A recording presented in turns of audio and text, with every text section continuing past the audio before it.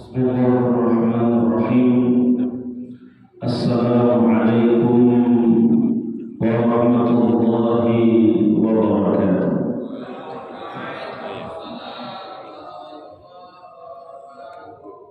Yang saya muliakan para alim ulama, para tokoh-tokoh masyarakat, Bapak Ibu orang tua saya, jamaah Masjid Al-Ansar yang insyaallah dirahmati oleh Allah Subhanahu wa taala. Pada kesempatan pagi yang berbahagia ini, insyaallah taala kita akan mengkaji tentang mengapa kita berakidahkan Asy'ari. Alhamdulillahi wa kafa. Assalatu wassalamu ala Rasulillahil Mustafa wa ala alihi wa sahbihi ahli sidqi wal wafa wa ba'd.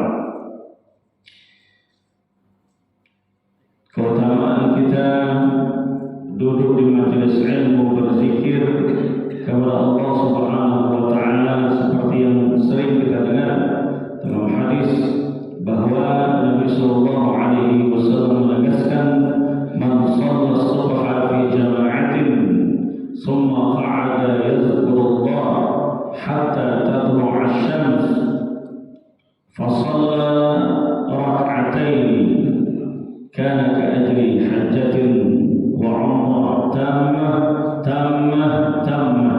Siapa yang salat subuh berjamaah kemudian duduk berzikir mengingat Allah, kemudian dia melaksanakan salat sunnah isyraq 2 rakaat, maka nanti dia akan mendapatkan pahala haji dan umrah sempurna.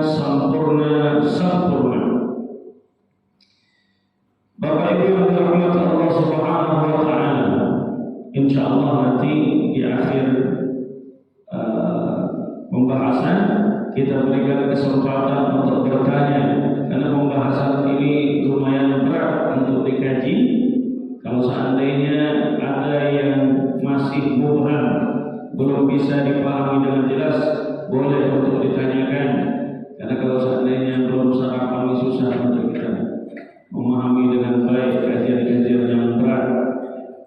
Dulu ketika Nabi sallallahu alaihi wasallam duduk bersama para sahabatnya, datang seseorang yang menyerupai manusia, orang yang datang dari lain arah. Tidak ada bekas bahwa dia ini dalam perjalanan. Ternyata dia adalah malaikat Jibril alaihissalam. Lalu hadis yang disampaikan diriwayatkan ini sering disebut dengan hadis Jibril, karena malaikat Jibril bertanya kepada Nabi sallallahu alaihi wasallam tentang beberapa hal yang pertanyaan itu menjadi maratibuddin, susunan pilar-pilar agama. Kemudian pertanyaan itu juga yang menjadikan para ulama mengonsep 3 hal: ada akidah, ada syariah, ada akhlak dan tasawuf. Sejatinya pertanyaan malaikat Jibril itu ingin mengajarkan umat melalui lisan baginda Nabi sallallahu alaihi wasallam. Ketika Nabi sallallahu alaihi wasallam ditanya oleh malaikat Jibril, "Ya Muhammad, akhbirni 'anil Islam." Wahai Muhammad, sampaikan kepadaku apa itu Islam. Lalu Nabi Muhammad menjawab, al-Islam an tashhadu an la ilaha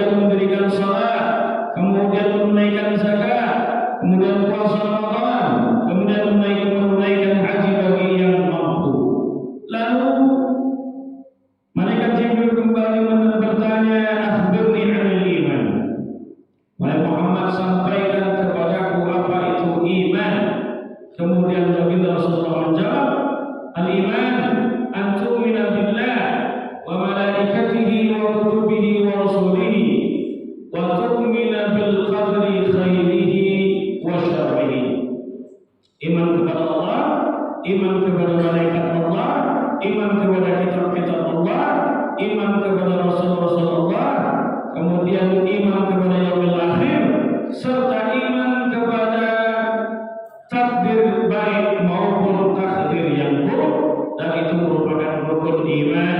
Kemudian yang ketiga ditanyakan kepada Rasulullah, akhbirni anil ihsan, sampaikan kepada wahai Muhammad apa itu ihsan. Lalu Nabi menjawab, ta'budullah ka'annaka tarahu, fa in lam takun tarahu fa innahu yaraka. Berimanlah kepada Allah seolah-olah engkau menyaksikan Allah. Kalau tidak bisa demikian, maka beribadahlah seolah-olah Allah mengawasi engkau. Satu, yaitu syariat yang diterjemahkan para ulama sebagai satu Islam, diterjemahkan sebagai syariat. Kemudian iman diterjemahkan sebagai akidah. Kemudian ihsan diterjemahkan para ulama sebagai tasawuf dan akhlak. Nah, itulah yang akan kita kaji. Yaitu yang pertama mengenai akidah yang diambil sumbernya dari iman. Akidah apa yang kita pakai? Bagaimana kita mengenal Allah? Bagaimana kita mengenal malaikat-malaikat Allah? Bagaimana kita mengenal Rasul-Rasul Allah? Itu dibahas dalam ranah akidah. Sedangkan yang berkaitan mengenai Islam itu adalah ranah syariah. Bagaimana kita bermazhab? Nah, itu yang akan kita kaji nanti insyaallah pertemuan selanjutnya. Selanjutnya yang ketiga adalah al-ihsan. Al-ihsan itu identik dengan tasawuf dan akhlak. Apa hakikat daripada tasawuf? Apakah tasawuf ini ajaran sesat? Bagaimana pengaplikasian tatbiknya daripada tasawuf ini? Bagaimana tasjiyatun nufus, pensucian jiwa? Apa makna suluk? Apa makna tariqah? Apa makna mursyid? Nah, itu yang akan kita kaji insyaallah di pertemuan ketiga. Pertemuan ini yang kita kaji adalah pilar pertama yang berkaitan mengenai akidah. Akidah apa yang akan kita kaji? Yaitu akidah Ahlus Sunnah wal Jamaah, yaitu akidah Asy'ari. Siapa nama pendiri daripada akidah Asy'ari? Sebenarnya bukan pendiri, dia adalah yang mengkodifikasi, mengumpulkan akidah-akidah, pemahaman-pemahaman salafus saleh. Salaf artinya orang-orang terdahulu. Salaf artinya orang-orang yang hidup di masa 3 abad Hijriah. 3 abad berarti 300 tahun pertama Hijriah, 100, 200, 300. Setelah itu disebut dengan khalaf.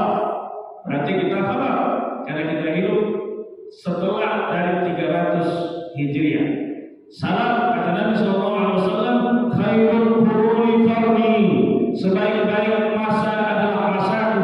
Summal ladzina yalunahum, satu abad setelah itu. Summal ladzina yalunahum, satu abad setelah itu. 3 abad pertama Hijriah disebut dengan salaf. Tapi salaf ini ada yang saleh, ada yang lain saleh. Salafus saleh. Salafus saleh itu adalah sahabat Nabi. Kemudian para tabi'in, para tabi'in itu salafus saleh. Karena ada yang hidup di masa Nabi tapi tidak saleh. Sama dia Abu Jahal, Abu Lahab, yang mengaku Nabi, Musailamah al-Kadzdzab, hidup di masa Nabi, hidup pada masa Nabi tapi tidak beriman, tidak berislam, maka dia bukan salafus saleh. Apa pengertian sahabat? Sahabat Nabi sallallahu alaihi wasallam, sahabat adalah man laqiyan Nabi, berjumpa dengan Nabi, aman Nabi, beriman kepada Nabi, wa mata 'ala Islam, mati dalam kondisi Islam. Jumpa dengan Nabi, tak beriman kepada Nabi, tidak sahabat. Abu Lahab, Abu Jahal.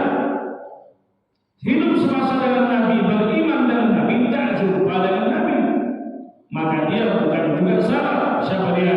Uwais al-Qarni salah satunya, tinggal di Yaman, dirindukan oleh Nabi, didoakan oleh Nabi, ingin berjumpa dengan Nabi, tapi dia tidak bisa berjumpa dengan Nabi karena dia sehari-hari merawat ibundanya di rumahnya, menggendong ibunya ke kamar mandi, menggendong ibunya ke masjid, kemana-mana digendong oleh Uwais al-Qarni. Dia ingin berjumpa dengan Nabi, tapi tidak bisa karena kondisi orang tuanya. Akhirnya ketika Nabi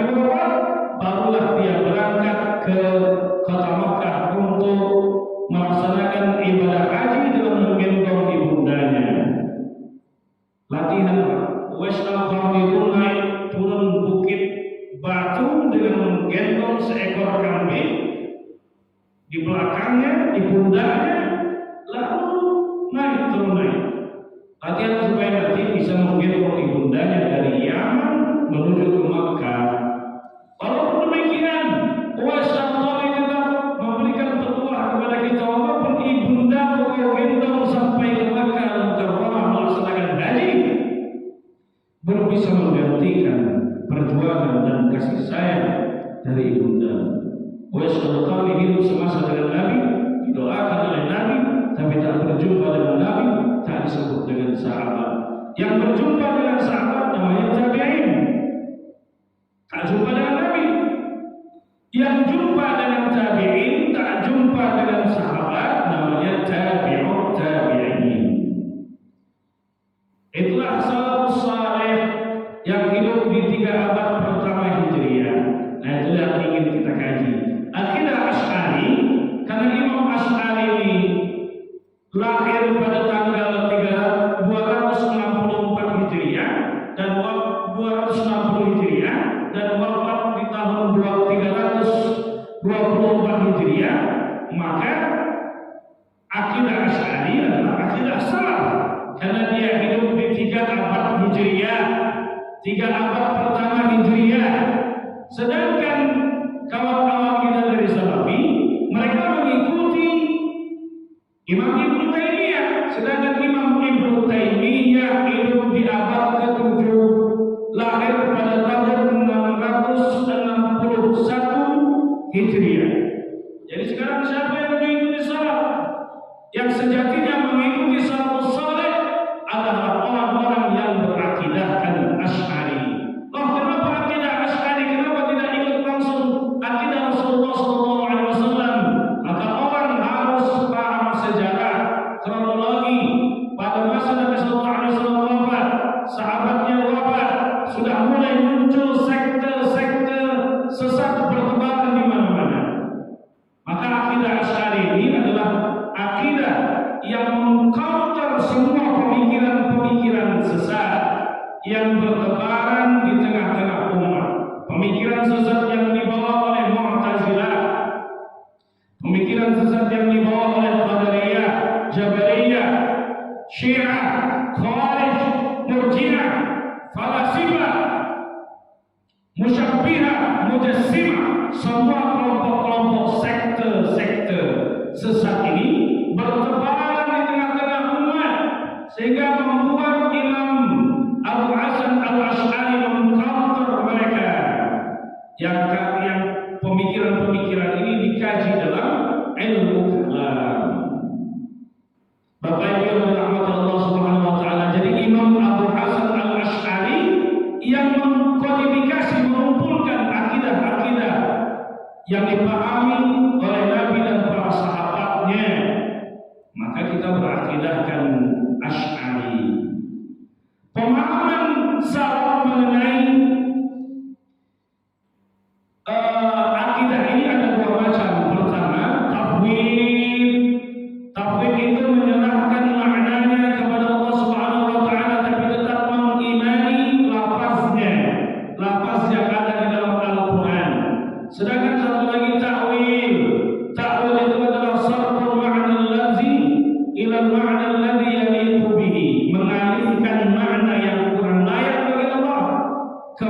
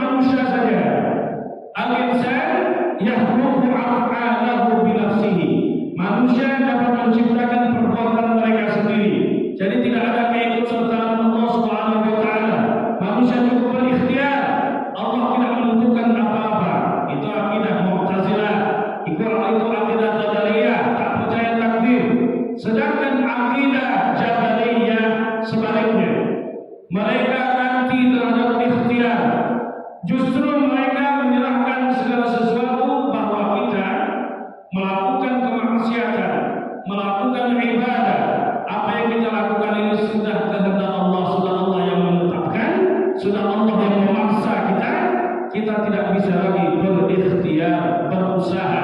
Nah, itu kebalikan daripada akidah Qadariyah dan Mu'tazilah. Sedangkan Imam Abu Hasan Al-Asy'ari, akidah Asy'ari datang pertengahan.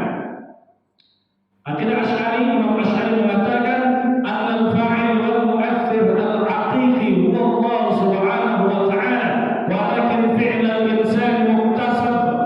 Jadi yang paling utama menggerakkan, menentukan, berbuat adalah Allah subhanahu wa ta'ala. Akan tetapi manusia diberikan kesempatan untuk berikhtiar.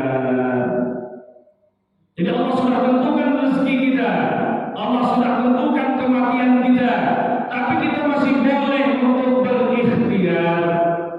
Kita masih boleh memilih taat atau memilih bermaksiat. Itu adalah bentuk ikhtiar. Walaupun sudah ditetapkan kita bermaksiat di hadapan Allah di Lauhul Mahfuz, maka kita masih diberikan kesempatan untuk berikhtiar. Syekh Ramadan Al-Buti menulis kitab Al-Insan Bainal Musayyar wal Mukhayyar. Manusia itu ada yang dia diperjalankan, ada yang dia bisa untuk memilih.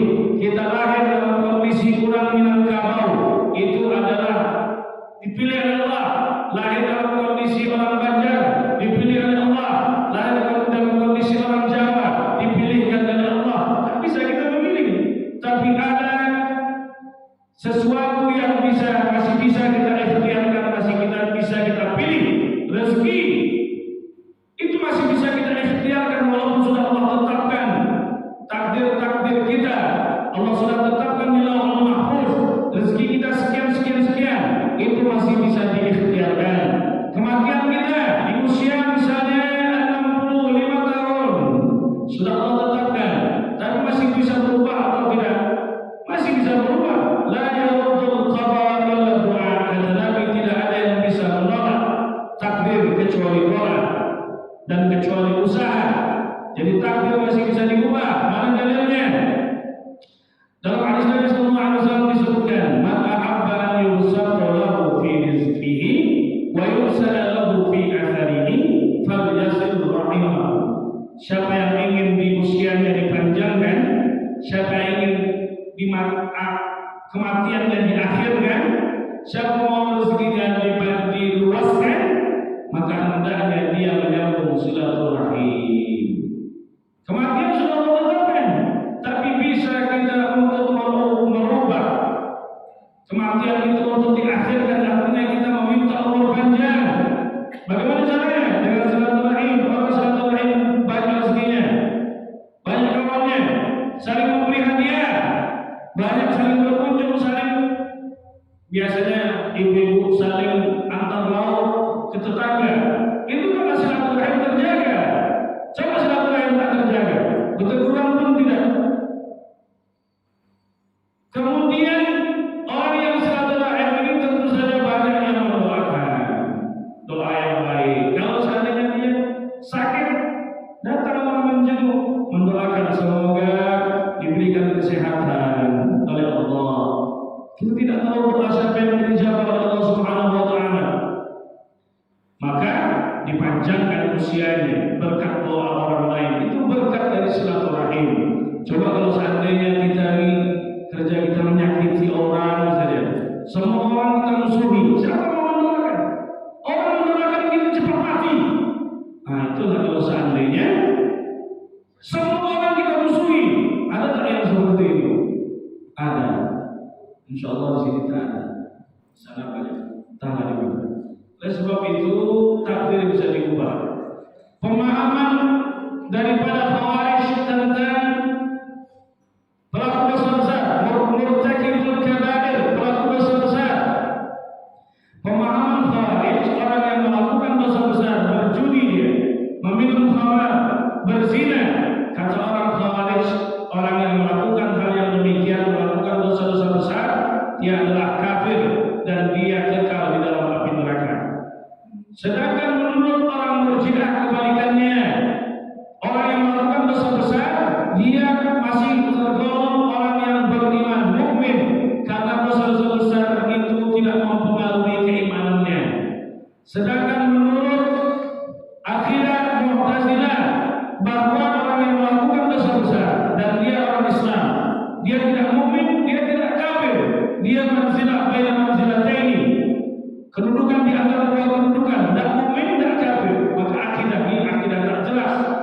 Akidahnya Mu'tazilah ini kurang jelas.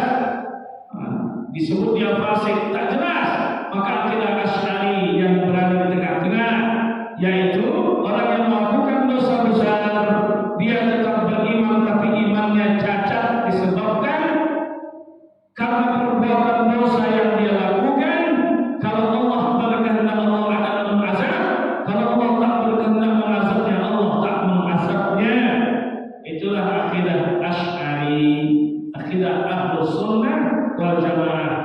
Menurut orang Syiah, Quran ini sudah dipalsukan sejak Abu Bakar mengumpulkan Al-Quran menjadi sebuah mushaf. Sebelumnya Al-Quran ini dikumpulkan di pelepah kurma, ditulis di pelepah kurma di bebatuan, kemudian di tulang-tulang unta, kemudian pada masa sahabat.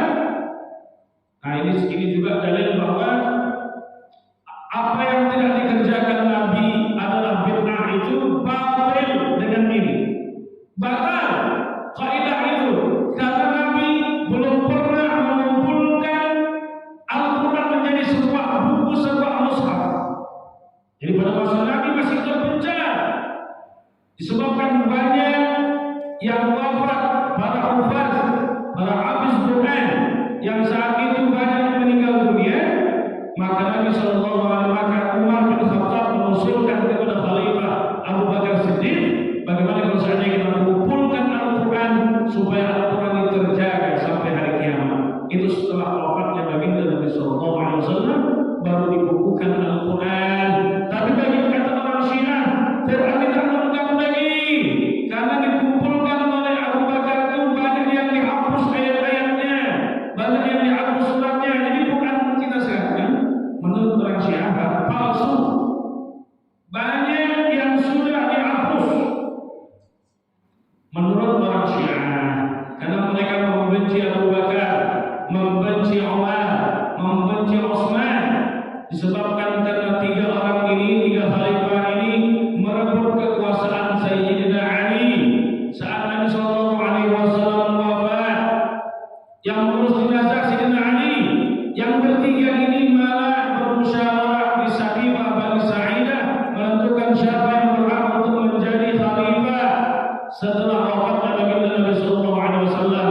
Padahal sehari tanpa pemimpin umat ini akan kacau. Maka itu asal musyawarah Sayyidina Ali dan Abu Bakar serta Umar, bahwa yang mengurusi jenazah Sayyidina Ali, Sayyidina Nabi Muhammad adalah Sayyidina Ali karena Sayyidina Ali menantunya. Kemudian yang lain kok malah musyawarah supaya umat ini jangan sampai terjadi kehancuran, kekacauan tanpa ada pemimpin. Makanya kalau masa jabatan gubernur itu habis, dinaikkanlah PJ-nya, PLT-nya. Kenapa? Karena sehari tanpa pemimpin akan terjadi kekacauan. Tapi bagi orang yang tak baca sejarah, maka dia akan salah paham, gagal paham. Maka dipilihlah Abu Bakar yang layak untuk menjadi khalifah karena dia dari kalangan kaum Quraisy dan dia juga adalah pengganti imam saat Nabi sallallahu alaihi wasallam berhalangan imam, Abu Bakar As-Siddiq. Oleh sebab itu, keyakinan akidah Asy'ari Ahlus Sunnah bahwa Al-Quran ini sempurna, 114 surat, 6.236 ayat, kemudian 30 juz, lengkap, sempurna. Karena apa? Karena yang menjamin penjagaannya adalah Allah Subhanahu wa taala. Inna nahnu nazzalna dzikra wa inna lahu lahafizun. Kami yang turunkan Quran, kami juga yang menjamin penjagaannya. Oh, kenapa di situ ayat itu Allah menggunakan kalimat nahnu? Katanya satu Allah itu satu, ahad. Kau menggunakan kalimat kami. Dua penafsiran para ulama. Satu, mengapa menggunakan kami? Litta'zim, untuk mengagungkan zat Allah Subhanahu wa taala. Sama seperti orang memanggil seseorang mukhatab, orang yang diajak bicara itu laki-laki, menggunakan antum. Antum itu kan jamak, kalian-kalian ini semua antum. Padahal orangnya satu. Tapi kita panggil antum, mestinya anta, kamu, satu orang. litahzim, lil-ihtiram, lil-ikram, untuk memuliakan, maka menggunakan kalimat nahnu. Kemudian yang satu lagi adalah nahnu itu Allah mengikut sertakan makhluknya dalam penjagaannya, termasuk sahabat-sahabat Nabi, termasuk para penghafal Al-Quran, menjaga Al-Quran di dadanya dengan hafalan-hafalan. Akidah Syiah menganggap bahwa kita tidak lagi bisa memandang wajah Allah di surga, atau kita di hari kiamat tidak akan bisa melihat zat Allah. Mereka berdalil dengan dalil Nabi Musa ketika menerima wahyu di Bukit Tur Sina. Apa kata Nabi Musa? Qala Rabbi arini anzur ilaik. Wahai Rabbku, wahai Tuhanku, perlihatkan zatmu, aku ingin melihat engkau. Maka apa kata Allah Ta'ala? Lan tarani, kau tak akan pernah bisa melihatku, wahai Musa. Jadi Nabi Musa tidak melihat zat Allah saat dia menerima wahyu di Bukit Tur Sina. Kata Syekh Muhammad Al-Sya'rawi, salah satu ulama tafsir di Mesir, kata beliau, di situ kan Allah telah mengatakan lan urah, aku tak akan pernah bisa dilihat. Tapi Allah bilang lan tarani, kau tak akan pernah bisa melihatku, wahai Musa. Kata para ulama, maksud tidak bisa melihat zat Allah itu adalah ketika di dunia, tapi ketika di akhirat nanti kita bisa melihat zat Allah Subhanahu wa ta'ala. Dari mana kita tahu? Dari lanjutan ayatnya, walakin zur ilal jabali walakin zur ilal jabali wala in istaqarra makanahu fasawfa tarani. Tapi lihatlah Bukit Tur Sina itu. Kalau seandainya Bukit Tur Sina itu kokoh, tak bergerak, dia tetap kokoh, berdiri kokoh, maka kau akan melihatku, kau akan bisa melihatku, kata para ulama. Maksud walakin istaqarra makanahu fasawfa tarani, kau akan bisa melihat keagunganku. Tapi kita insyaallah tetap akan bisa melihat zat Allah nanti di hari akhir, tapi melihatnya bila takyif, tanpa bagaimana, tanpa arah dan sebagainya. Bapak Ibu yang dirahmati oleh Allah Subhanahu wa ta'ala, sama seperti akidah musyabbihah. Musyabbihah itu menyerupakan Allah dengan makhluk, atau mujassimah, menjasmanikan Allah seolah-olah Allah sama, serupa dengan makhluk, punya anggota jasmani, punya tangan, punya wajah, punya kaki, punya mata, dan sebagainya. Banyak yang diperdebatkan. Ayat-ayat mutasyabihat. Ayat-ayat mutasyabihat itu maksudnya ayat yang masih mubham, tidak bisa dipahami kecuali dengan penjelasan para ulama. Itu ayat-ayat mutasyabihat. Dan ayat-ayat mutasyabihat ini, itulah tadi, ada yang ditafwidkan, diserahkan maknanya kepada Allah, dan ada yang ditakwil. Takwil itu dipindahkan maknanya ke makna yang lebih tepat. Ar-Rahmanu 'alal 'arsy istawa. Kalau dimaknai istawa itu dengan zahirnya, maka kita akan sama dengan musyabbihah, mengisbatkan istawa, bahwa Allah itu bersemayam di arsy. Bahkan Ibnu Taimiyah memaknai sebagai al-julus, Allah duduk di arsy. Arsy itu di mana? Di langit, kata mereka. Ar-Rahman 'alal 'arsy istawa, Allah duduk di arsy, itu mengisbatkan makna. Sama isbat itu menetapkan maknanya. Seperti yang Allah fawqa aydihim, tangan mereka, tangan Allah di atas tangan-tangan mereka. Mereka isbatkan maknanya bahwa tangan itu ya tangan. Akan tetapi tangannya beda seperti kita. Ini masuk kategori mujassimah, karena menjasmanikan Allah. Maka para ulama salaf itu ada dua macam caranya tafwid, memaknai, beriman kepada makna istawa. Lafaz istawa itu kita iman kepada istawa, tapi tafwid, serahkan maknanya kepada Allah. Allahu a'lam bimuradi. Allah yang tahu maknanya. Itu para sahabat juga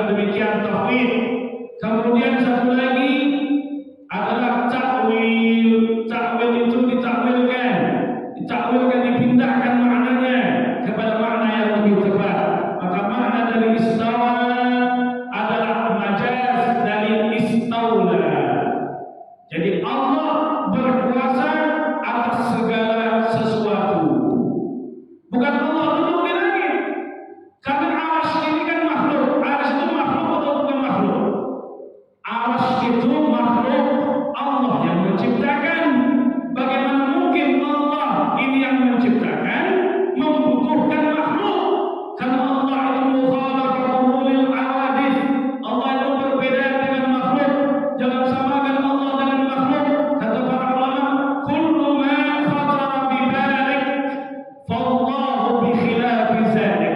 Kalau seandainya kalian membayangkan Allah begini, Allah begini, maka itu tidak sesuai pemahamannya, tidak sesuai dengan hakikat zat Allah Subhanahu wa taala. Maka jangan bayangkan Allah itu bersemayam di atas arsy. Allah bersemayam di atas makhluk. Allah lebih berkuasa, lebih besar dari segala apapun. Karena arsy ini makhluk, tak mungkin Allah bersemayam kepada makhluknya. Tak mungkin Allah membutuhkan makhluknya. Kata Imam Al-Jurjani, duluan mana? Arsy atau Allah?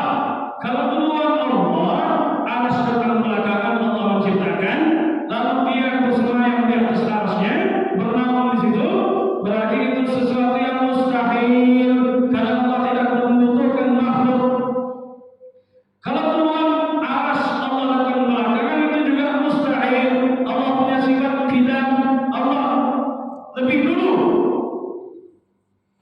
dan Allah itu berdiri sendiri, maka itu juga sesuatu yang mustahil karena Allah bukan sesuatu yang hadis, bukan sesuatu yang baru. Allah lebih dulu dari segala apapun, maka tidak mungkin Allah bersemayam di atas makhluknya, bernaung membutuhkan kepada makhluknya. Dan mereka yang lain bahwasanya Allah itu berada di langit, Allah punya sifat ali, kata mereka. Apa makna ali? Tinggi. Padahal kata para ulama bahwa ali di situ sifat Allah adalah tinggi al-makan secara kedudukan, bukan al-makan, bukan tinggi tempatnya.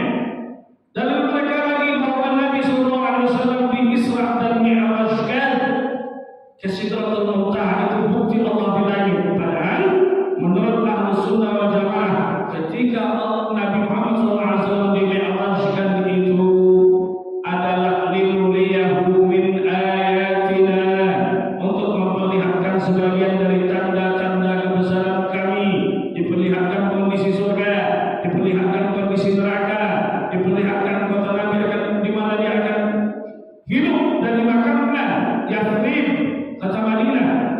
Kemudian diperlihatkan 7 lapis langit, itu diperlihatkan kepada Nabi Sallallahu Alaihi Wasallam untuk memperlihatkan sebagian tanda-tanda kebesaran kami. 2, bahwa jumhur ulama meriwayatkan, jumhur sahabat meriwayatkan bahwa ketika Nabi berada di Sidratul Muntaha, Nabi tidak melihat zat Allah. Ditanya oleh Aisyah, hal ra'aita rabbak, wahai kekasihku, apakah engkau melihat zat Allah? Maka dijawab oleh baginda Nabi, nurun anna ara, ada cahaya, tak bisa aku melihat apapun di Sidratul Muntaha. Maka Nabi tidak melihat zat Allah ketika beliau di-mi'rajkan. 3, kalau seandainya Nabi menerima wahyu, menerima perintah salat saat di-mi'rajkan ke Sidratul Muntaha adalah dalil bahwa Allah di langit. Bagaimana dengan Nabi Musa alaihissalam yang menerima wahyu di bukit, nama bukitnya Tur Sinai, 6 jam dari kota Kairo di Mesir. Wa kallama Allah Musa taklima, Allah mengajak Musa berbicara, maka Musa disebut dengan kalimullah karena dia yang bicara langsung dengan Allah Subhanahu wa taala, menerima wahyu bertahanus 40 malam, kemudian menerima wahyu Taurat jumlatan wahidah, secara sekaligus turun Taurat kepada Nabi Musa alaihissalam. Apakah Allah juga berada di gunung? Kalau itu dalil bahwa Allah itu bersemayam di atas arsy disebabkan karena Nabi di-mi'rajkan. Batal dalil tersebut. Maka Allah tidak bersemayam di atas arsy, tidak berada di manapun, karena yang menempati suatu ruang, menempati suatu tempat hanya makhluk. Rabb kita tidak menempati suatu tempat. Itu yang perlu kita pahami. Nah, kalau seandainya belum sarapan, pernah menyerapnya, karena gaji kita berat. Tapi insya Allah, karena kita ini semangat kita untuk menanamkan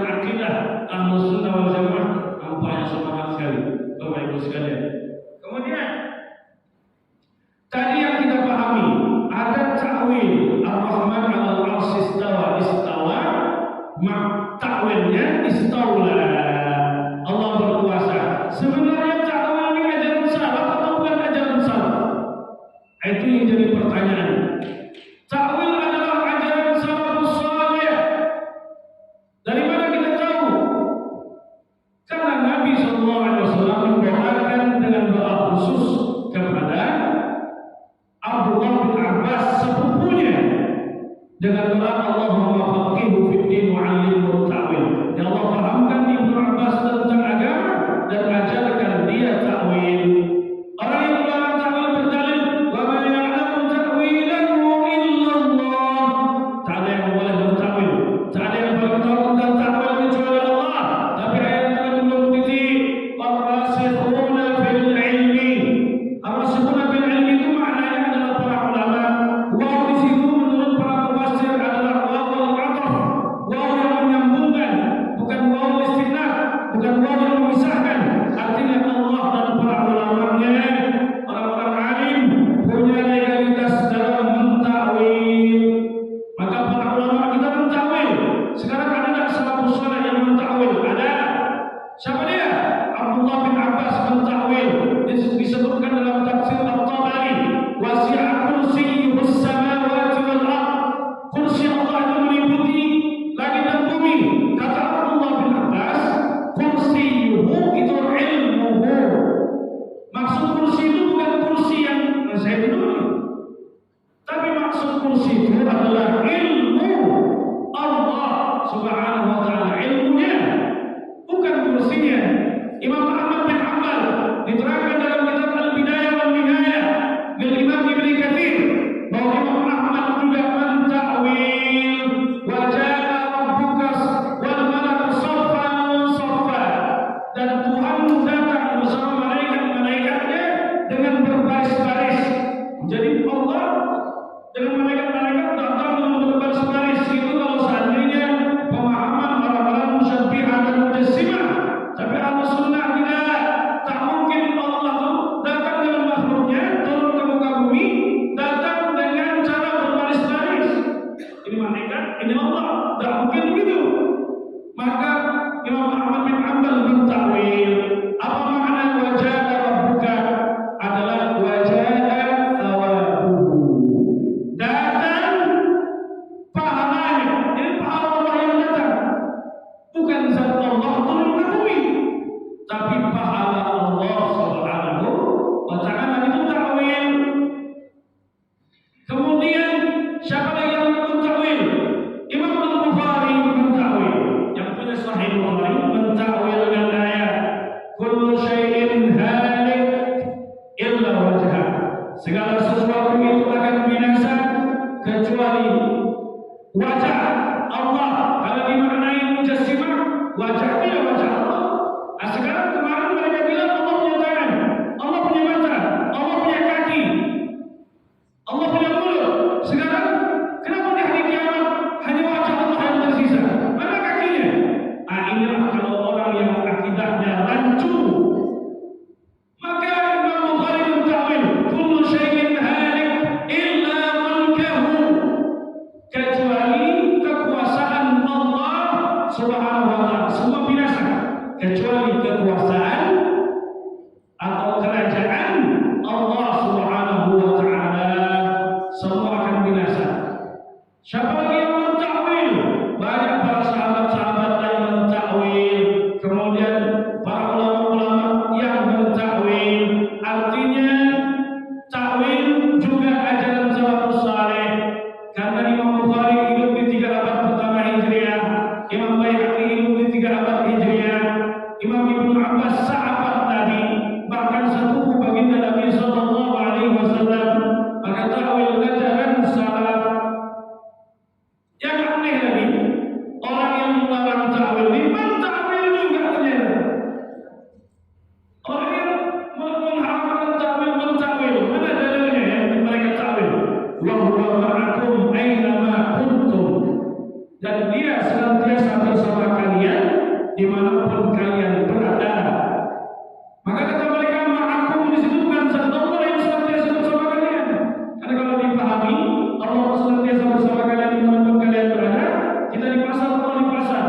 kita di dapur Allah di dapur, kita di masjid Allah di masjid, kita di kuburan Allah di kuburan.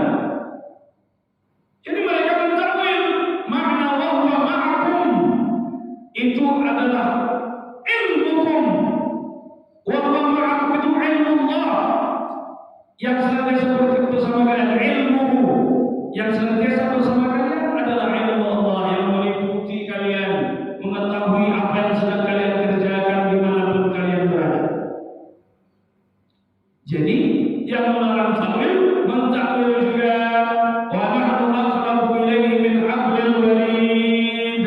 Kami lebih dekat dari dengan kalian itu lebih dekat daripada urat leher mereka. Kami lebih dekat daripada urat leher mereka. Macam mana bentuk urat leher itu? Allah lebih dekat daripada itu. Kalau dimaknai secara zahir tekstual isbat, maka para ulama dan mereka juga mentakwil. Syekh Mustafa Al-Adawi, ulama salafi terkenal di Mesir, mentakwilkan juga ternyata. Karena makna wa nahnu di situ adalah malaikatuna, malaikat-malaikat kami itu lebih dekat daripada urat leher mereka. Bukan zat Allah yang lebih dekat daripada urat leher mereka. Kalau seandainya mereka melarang takwil, maka mereka akan terjatuh juga kepada apa yang mereka pahami dari musyabbihah, menyerupakan Allah dengan makhluk, atau mujassimah yang mereka menjasmanikan Allah Subhanahu wa taala, menganggap Allah punya jasmani. Oleh sebab itu, kalau seandainya kita ingin selamat, maka kita mengikuti firqatul najiyah, kelompok yang selamat, yaitu akidah Imam Abu Hasan Al-Asy'ari. Karena akidah Asy'ari ini adalah akidah mayoritas umat Islam. 90% kata Syekh Ahmad Muhammad At-Tayyib Syekh Al-Azhar, Imam besar Al-Azhar, bahwa 90% agama, 90% akidah umat Islam di dunia adalah akidah Asy'ari dan Maturidi. Kalau akidah Maturidi itu kebanyakan dipakai oleh orang-orang yang bermazhab Hanafi di Kyrgyzstan, Pakistan, Afghanistan, yang ujungnya tan, yang mereka bermazhab Hanafi biasanya sepakat dengan Maturidi. Kemudian ada di Mesir, di Maroko, di Aljazair, di Asia Tenggara, di mana-mana, di Yaman, akidahnya adalah akidah Asy'ari. Jadi akidah kita adalah akidah Asy'ari. Ketika saya mengkaji, mengambil sanad hadis Sunan Ibnu Majah dengan Sayyid Usama Mansi, salah satu ulama di Makkah Al-Mukarramah, murid dari Sayyid Alawi Al-Maliki rahimahullah, bahwasanya beliau menjelaskan satu hadis, la tajtami'u ummati 'ala dhalalah fa iza ra'aytum ikhtilafan fa'alaykum bis-sawad al-'azam. Umatku ini tak akan pernah terpecah belah atau bersatu menjadi satu, terkumpul menjadi satu, tersesat semua. Itu mustahil terjadi, kata Nabi. Maka kalau seandainya kalian melihat ada perbedaan di tengah-tengah umat, ikuti as-sawad al-'azam, ikuti mayoritas umat Islam. Dan mayoritas umat Islam itu bermazhab, mayoritas umat Islam itu bertasawuf, mayoritas umat Islam itu berakidah Asy'ari. Di mana-mana akidahnya adalah akidah Asy'ari, as-sawad al-'azam, mayoritas umat Islam. Rawahu Ibnu Majah, yang diriwayatkan oleh Ibnu Majah. Maka kata beliau, akidah Asy'ari dan Maturidi, Ahlussunnah itu akidah Asy'ari dan Maturidi, bermazhab dengan 4 mazhab dan bertasawuf serta berakhlak. Itulah Ahlussunnah wal Jamaah. Akidah Asy'ari ini kok bikin 20 sifat, sifat wajib, 20 sifat mustahil, 1 sifat jaiz. Ini siapa yang mengajarkan? Salaf mana yang mengajarkan? Apa jawaban kita? Emangnya akidah trilogi uluhiyah, rububiyah, asma wa sifat itu salah pada konsep. Yang yang bikin akidah uluhiyah, rububiyah, asma wa sifat. Itu yang mazhab adalah Imam Ibnu Taimiyah. Oleh sebab itu Ibnu Taimiyah itu di abad ke-7 dan bukan salaf. Jadi kalau disebutkan kepada salafi dengan meyakini 3 trilogi akidah ini, itu juga tidak bisa dikatakan salafi. Justru yang mengikuti Imam Abu Hasan al-Asy'ari adalah salafi yang sebenarnya yang mengikuti salafus saleh. Kemudian ada pertanyaan lagi, kenapa mengikuti akidah Asy'ari? Kenapa tak ikut akidah Imam Syafi'i sekalian? Pernah dengar pertanyaan kayak gitu kan? Ya. Ini orang juga tidak baca sejarah, tak tahu kronologi. Yang tafassusnya, yang mengkhususkan di bidang akidah itu siapa? Imam al-Asy'ari. Sedangkan Imam Syafi'i fokusnya adalah di bidang fikih. Kalau kita belajar psikologi, guru besar yang kita jadikan referensi adalah orang yang guru besar S1, S2, S3 di psikologi. Walaupun ada guru matematika yang menguasai ilmu psikologi juga, tapi kita tidak bisa merujuk kepada dia. Oleh sebab itu kita ikuti guru besar yang bidang psikologi. Sama halnya Imam Syafi'i fokusnya adalah di bidang fikih, sedangkan dalam masalah akidah yang kita ikuti adalah Imam Abu Hasan al-Asy'ari, karena beliau yang mengkodifikasi serta mengcounter semua pemikiran-pemikiran sesat tadi. Kemudian yang kedua, riwayat yang mengatakan Imam Asy-Syafi'i mengakui bahwa Allah berada di langit itu adalah riwayat yang batil. Kenapa? Karena ada salah satu perawinya yang namanya Abu Hasan al-Akari. Kata Ibnu Hajar al-Asqalani, Abu Hasan al-Akari adalah pendusta hadis. Maka riwayat itu batil, tak bisa diterima. Kemudian kalau kita buka Tabaqat Asy-Syafi'iyah Al-Kubra, di situ baru diketahui bahwa Imam Syafi'i mengakui berakidah Allah mawjud bila makan. Allah itu ada tanpa tempat.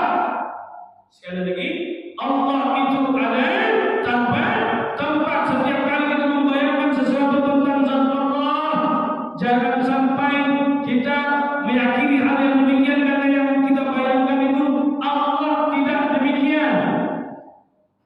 Allah tidak demikian. Oleh sebab itu kata Nabi, tafakkaru fi khalqillah wa la tafakkaru fi dzatillah. Pikirkan makhluk ciptaan Allah ini. Jangan pikirkan bagaimana zatnya, bahwa adanya makhluk, adanya sang khaliq. Adanya makhluk, ada yang menciptakan. Oke. Oleh sebab itu kita buka tanya jawab sebentar, 5 menit. Kalau seandainya ada di antara penjelasan tadi yang masih belum bisa dipahami dengan baik, silakan Bapak Ibu kalau ada pertanyaan.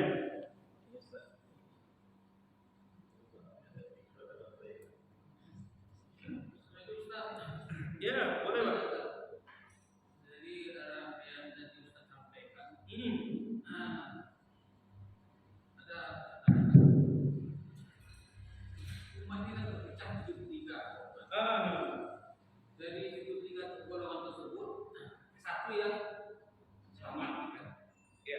Nah, dari melihat dari saya tangkap dari keterangan tadi, adanya aliran-aliran Mu'tazilah, Mu'tazilah, Qadariyah, Jabariyah itu apakah masuk dalam golongan 73 ini yang satu harus jamaah Islam? Nah, kemudian yang tidak selamat itu apakah dikategorikan di situ karena kafir mereka? Allah di atas, terdoktrin dirinya Allah di atas itu kan. Kebiasaan orang kan Allah di atas. Apakah itu masukkan udah syirikah dia atau udah kafirkah dia? Diri sebagai kafir kan ya? Terima kasih. Terima kasih pertanyaannya luar biasa. Bapak Ibu yang dirahmati Allah Subhanahu wa taala. Memang kita terpecah menjadi 73 golongan. Satu yang selamat. Maka apa yang selamat ini adalah Ahlus Sunnah wal Jamaah. Alaikum bisunnati, hendaknya kalian mengikuti sunnahku kata Nabi. Wa sunnatul khulafa'ur rasyidin al-mahdiyyin min ba'di 'addu 'alaihi bin nawajiz. Dan sunnah para khulafa'ur rasyidin, para sahabat-sahabat Nabi yang empat tadi, Abu Bakar, Umar, Utsman dan Ali, dan pegang teguh-teguh, pegang dengan secara kokoh dan gigit dengan gigi geram. Artinya kita mengikuti Nabi, mengikuti para sahabat-sahabat Nabi yang ada sumber-sumber dalilnya, itu yang kita ikuti. Bahwa ma ana alaihi wa ashabi, itulah yang selamat, yang mengikuti aku kata Rasul dan para sahabat-sahabat Nabi sallallahu alaihi wasallam. Oleh sebab itu kita mengikuti para ulama dalam memahami pemahaman Nabi dan sallallahu apa yang disampaikan oleh baginda Nabi sallallahu alaihi wasallam beserta para sahabatnya. Jadi yang dipegang teguh apa yang disampaikan Nabi dan para sahabatnya. Kalau kita kaji lebih dalam, apakah akidah Asy'ari ini sesuai dengan apa yang dipegang teguh oleh Nabi dan para sahabatnya, kita bisa menilai dari apa yang kita jelaskan tadi. Kemudian bagaimana dengan Mu'tazilah, bagaimana dengan Syiah, bagaimana dengan Khawarij dan sebagainya. Menurut para ulama, mereka tidak jatuh kepada kafir kecuali mereka hanya dalam kondisi sesat. Firqatul dhallah, firqah kelompok yang sesat, dan tidak bisa kita mengkafirkan orang kecuali dengan dalil. Syekh Al-Jami' Ahmad dalam Mufti Mesir mengatakan, la nukaffiru ahadan min ahli al-qiblah illa bid-dalil. Tak boleh kita mengkafirkan orang yang dia masih berkiblat ke Ka'bah kecuali dengan dalil. Artinya kalau seandainya dalil menunjukkan bahwa dia kafir, kafir dia. Kalau dalil mengatakan orang yang tak beriman mengingkari Al-Quran ini terjaga, lalu dia bilang Al-Quran ini palsu, dalil yang bilang kafir, bukan kita yang bilang kafir. Karena kita tak boleh mengkafirkan orang, dalil yang mengkafirkan. Orang-orang yang mengkafirkan sahabat bisa jadi kekafiran itu jatuh kepada dia. Karena mereka menuduh, orang Syiah menuduh Aisyah, Hafsah, istri-istri Nabi semua itu kecuali Khadijah, semua pelacur. Menurut orang Syiah, dikafirkannya, bahkan dalam syahadatnya, asyhadu an la ilaha illallah wa anna Muhammadar Rasulullah wa anna Abu Bakr wa Umar wa Utsman wa Aisyah kulluhum finnar. Dan Aisyah, Abu Bakar semuanya di neraka. Itu syahadatnya orang-orang Syiah. Kelompok sesat. Tapi Syiah ini tak semuanya. Kalau mereka mengkafirkan sahabat, ada juga Syiah ini, Syiah Zaidiyah yang ada di Yaman itu, dia tak mengkafirkan sahabat. Dia tak menghalalkan nikah kontrak, tapi dia hanya sekedar menganggap bahwa Ali khalifah yang pertama secara urutan. Itu Syiah Zaidiyah. Tapi Syiah yang ada di Iran rata-rata adalah Syiah Hulau, Syiah sekte yang sesat. Karena mereka mengkafirkan sahabat Nabi, menghalalkan nikah kontrak aku nikah tanpa wali. Aku nikah dengan engkau 3 hari, habis itu dilepas lagi. Nikah mut'ah. Nikah hanya sekedar menikmati hubungan badannya saja yang terjadi di puncak Bogor. Banyak orang-orang Saudi Arabia, orang-orang Iran yang mereka kalau musim haji berangkat ke puncak Bogor untuk menjalani nikah mut'ah, dan tak sedikit yang bapaknya nunggu di depan pintu. Main orang itu, bapaknya nunggu di depan pintu. Dan itu terjadi di sana di puncak Bogor. Alhamdulillah min nikah mut'ah. Oleh sebab itu menunjuk-nunjuk ke langit itu juga tidak bisa jadi dalil bahwa Allah berada di langit. Kan dalil mereka para dai kalau menyebut Allah tangannya ke atas seperti fitrah Allah di atas. Ke atas ini itu menunjukkan menunjukkan sesuatu yang tinggi ke bawah, sesuatu yang rendah. Coba maknai hadis, coba pahami hadis Nabi, al-yadul ulya khairun min al-yadis sufla. Tangan di atas lebih baik dari tangan di bawah. Coba kalau tidak ditakwilkan hadis ini, oh tangan kita angkat-angkat kemana-mana. Mau ke pasar angkat tangan, karena tangan di bawah terbaik. Tangan di atas lebih baik daripada tangan di bawah. Padahal memaknainya memberi lebih baik daripada meminta. Maka isyarat tangan ini tak bisa jadi dalil bahwa Allah di langit.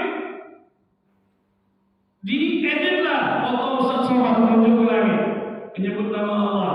Bukan berarti Allah di langit. Ke atas ini menunjukkan tinggi, agung. Ke bawah menunjukkan sesuatu yang rendah.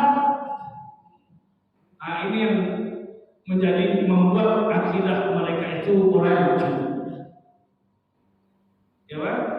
Kira-kira ada pertanyaan lagi? Insyaallah Ahlus Sunnah wal Jamaah as-sawad al-a'zam, mayoritas umat Islam. Berarti Mu'tazilah minoritas. Berarti Syiah minoritas. Berarti Wahabi Salafi minoritas. Walaupun medianya besar, padahal kajian tertentu, masjid tertentu, tapi medianya besar, yang ditonton 20-an juta orang di YouTube. Padahal cuma majelis tertentu. Kalau di Jakarta ada masjid di Blok M, kalau di Kampar juga ada masjid tertentu, di Pekanbaru juga ada masjid tertentu, tapi medianya hebat. Kata Syekh Ahmad Ma'bad Abdul Karim, salah satu guru besar bidang hadis, ulama hadis yang tersisa yang menguasai ilalul ahadits. Apa kata beliau? Di Mesir ini dulu ada masjid yang didanai oleh Saudi Arabia. Daerah ini didanai oleh Saudi Arabia. Tapi ketika dana itu terputus, berhenti mereka berdakwah. Masjidnya berubah jadi masjid Ahlus Sunnah wal Jamaah ketika duitnya tak ada lagi. Bukan kita menuduh mereka makan duitnya, enggak. Tapi mereka itu pendanaannya besar. Tak tahu dari mana. Oleh sebab itu, masjid kita biarlah masjid biasa. Yang kita selamat dari pemikiran-pemikiran sekte-sekte yang selain daripada Ahlus Sunnah wal Jamaah. Al-Fatihah. Bismillahirrahmanirrahim. Iyyaka na'budu wa iyyaka nasta'in. Ihdinas siratal mustaqim. Ghairil maghdubi 'alaihim waladdallin. Amin. A'udzu billahi minasyaitonir rajim. Bismillahirrahmanirrahim. Alhamdulillahi rabbil alamin. Wassalatu wassalamu ala asyrofil